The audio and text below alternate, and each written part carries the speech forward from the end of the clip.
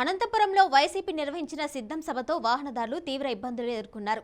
CM YS Jagan బహిరంగ సభకు పోలీసులు ఆంక్షలు విధించారు.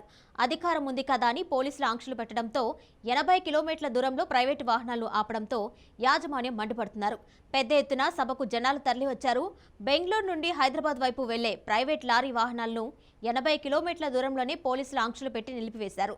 ఎక్కడో సభ జరిగితే ఇంత దూరం ఆంక్షలు పెట్టడం ఏంటని వాహనదారులు ఆగ్రహం వ్యక్తం చేశారు. ఇక్కడ లోపల వైపు పోలేదు అయితే అందుకని ఇట్లే హైవేలో నుంచినే